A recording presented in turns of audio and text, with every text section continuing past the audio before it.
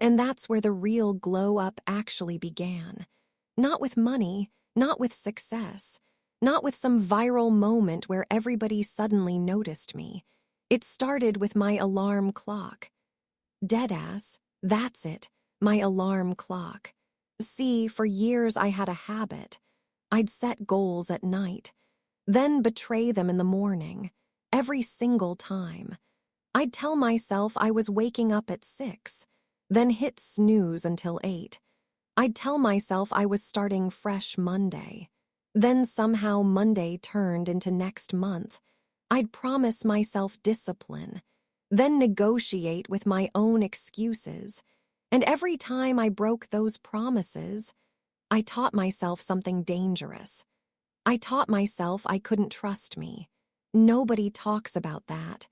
Nobody talks about how confidence isn't built by positive thinking. It's built by evidence. You trust yourself when you prove you're trustworthy. Period. So the next morning when my alarm went off, everything in me wanted to stay in bed. Everything. The blankets felt warm. My body felt heavy. My mind started its usual nonsense. You deserve rest. Start tomorrow. One day won't matter. Girl, I knew that voice. That voice had stolen years from me, so I got up. Not because I felt motivated, because I was tired of being disappointed in myself. Big difference. That first morning wasn't magical. I didn't suddenly become disciplined. I just got out of bed, made my coffee, sat at my kitchen table, and stared out the window, but something felt different. For once, I did what I said I was gonna do, and weirdly enough, that tiny win felt bigger than some of my biggest accomplishments. Because it wasn't about waking up early. It was about becoming somebody I could respect.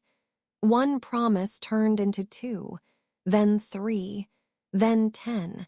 Nothing crazy, just basic stuff.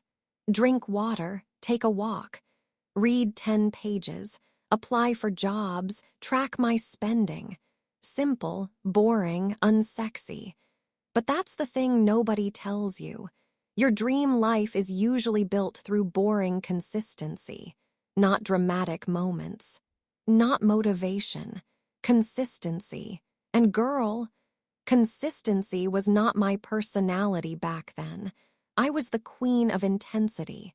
I'd go all in for 3 days, then disappear for 3 weeks.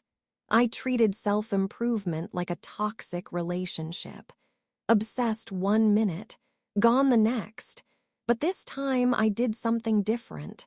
I stopped trying to change my whole life in one weekend. I focused on one day, just today.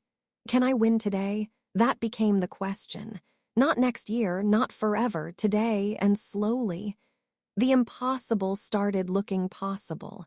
Not because life changed, because I changed. I stopped spending money trying to impress people who barely remembered my birthday. I stopped saying yes when I wanted to say no. I stopped chasing relationships that drained me. I stopped abandoning myself. And let me tell you, people notice when you stop abandoning yourself. Some celebrate it, others get uncomfortable. Because the version of you with boundaries is harder to control. Period.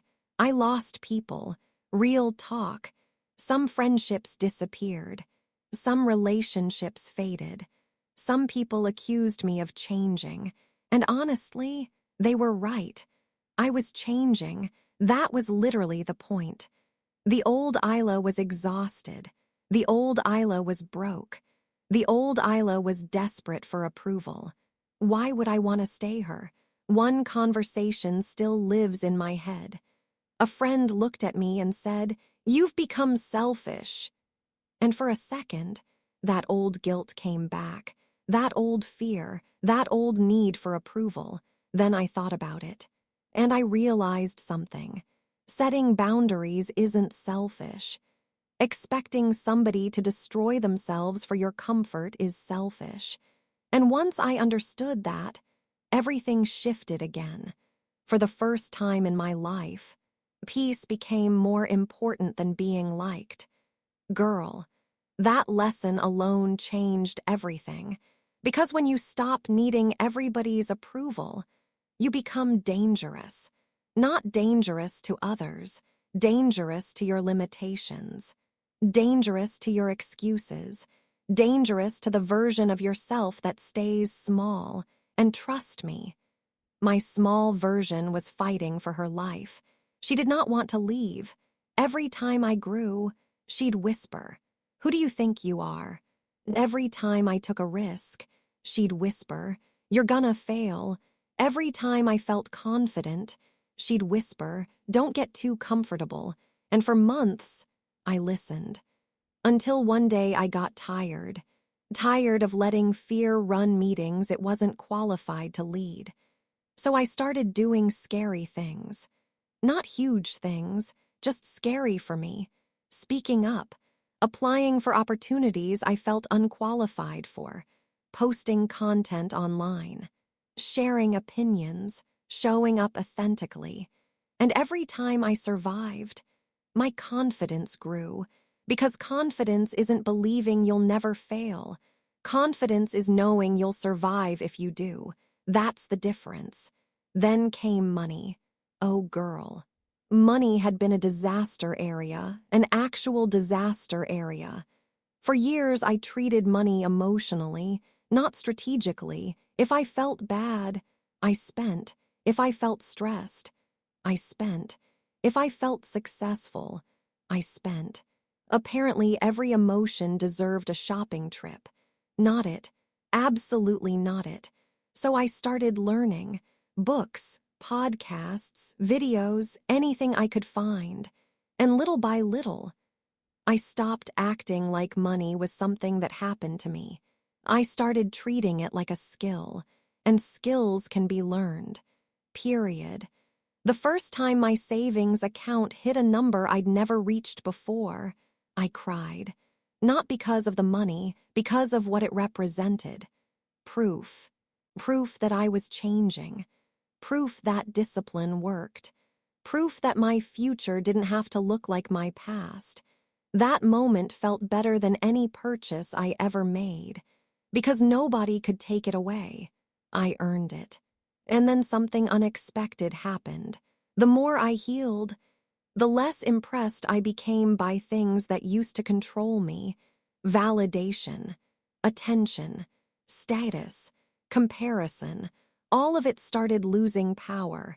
I wasn't checking who liked my posts. I wasn't stalking old relationships. I wasn't comparing my life to strangers online. Honestly, I was too busy building, and builders don't have much time for comparison. They're working. One afternoon, I caught myself laughing alone in my apartment. Nothing special happened.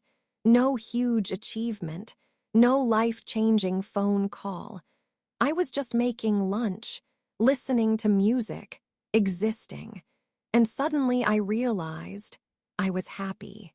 Not excited, not distracted. Happy, a calm kind of happiness. The kind I spent years chasing in all the wrong places. That moment hit me hard because I realized something.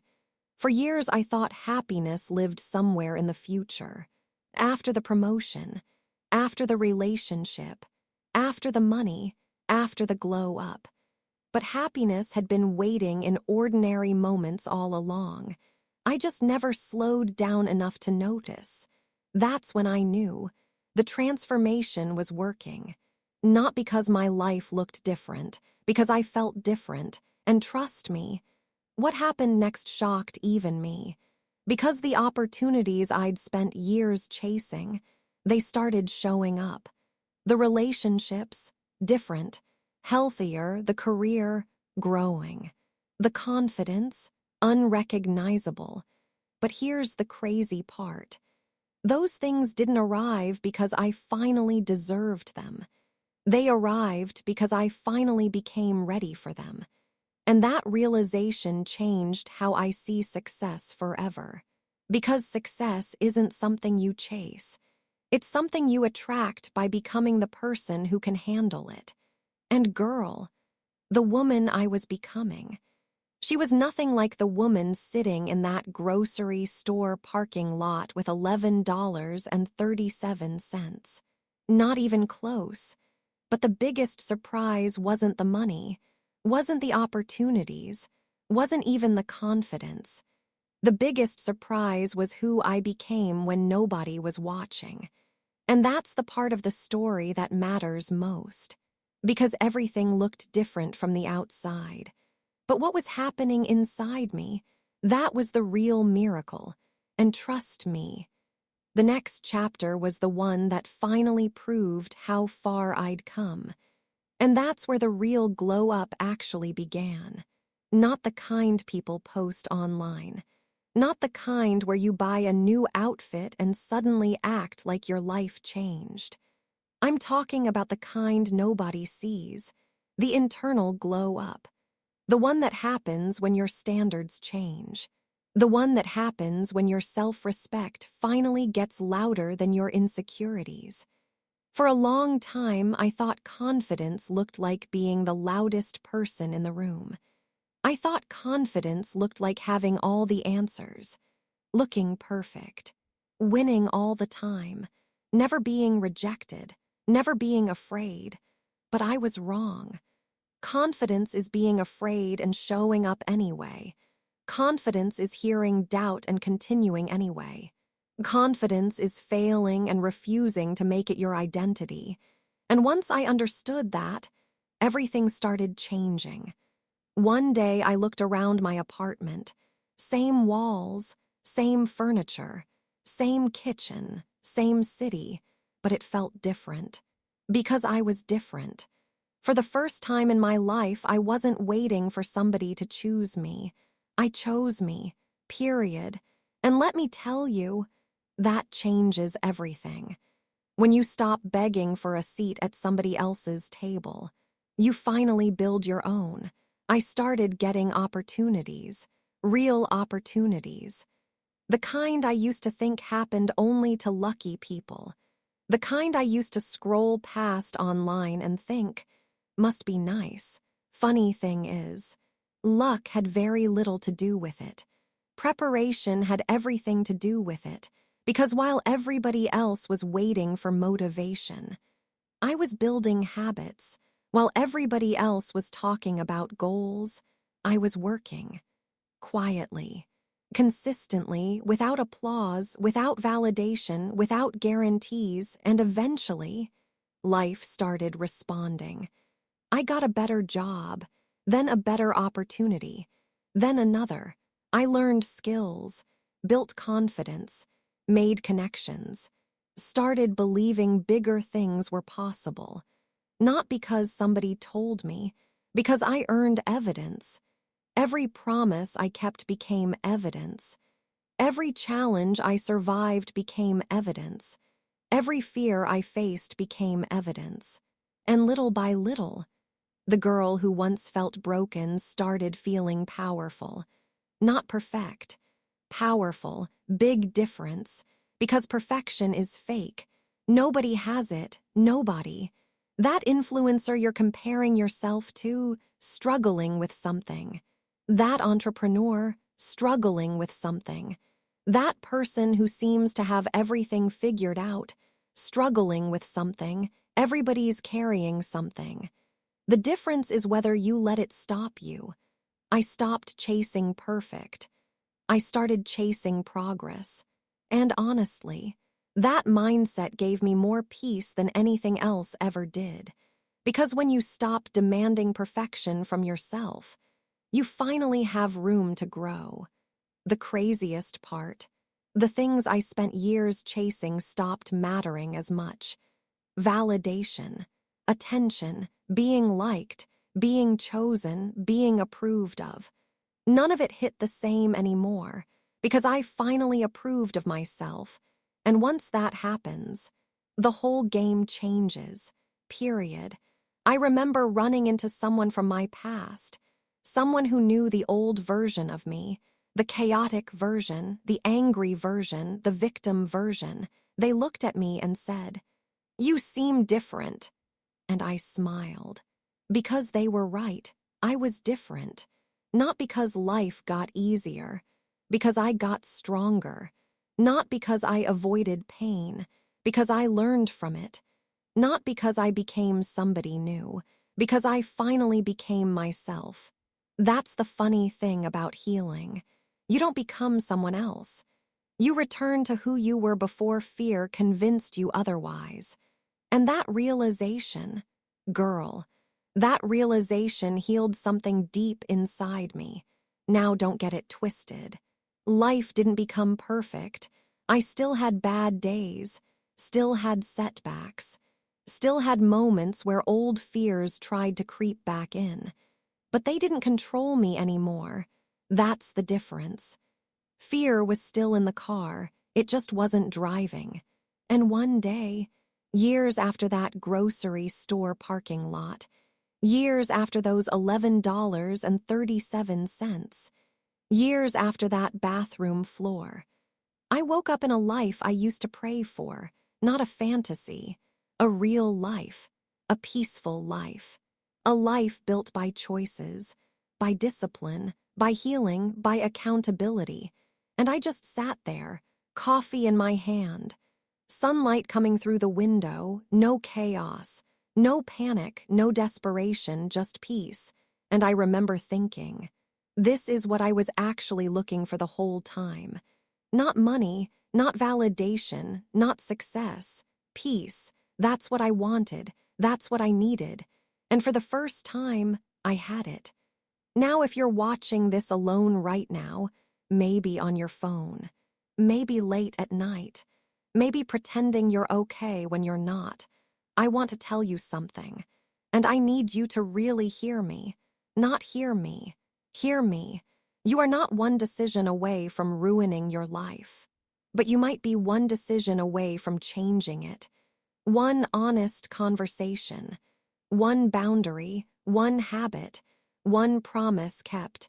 One moment of accountability. That's all it takes sometimes. Not a miracle. A decision. I know you're tired. I know you've been disappointed.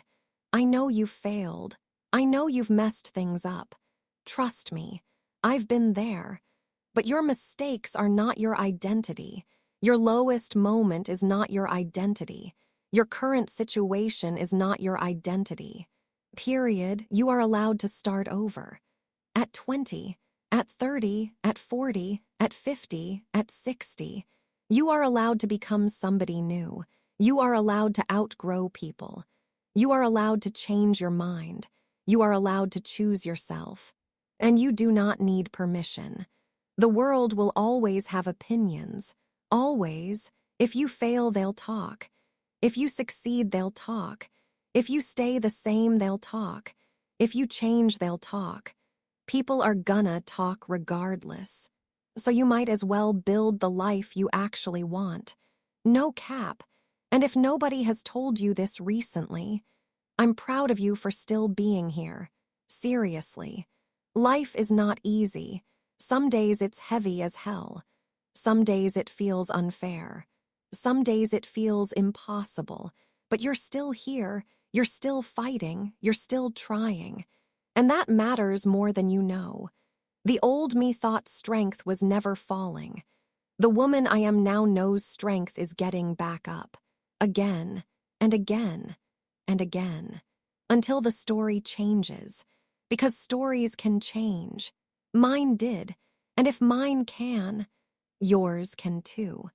That girl sitting in a grocery store parking lot with $11.37, she thought her life was over. She thought she had missed her chance. She thought she was too broken, too late, too damaged, too far gone. She was wrong, dead-ass wrong, and maybe, just maybe, you're wrong about yourself too.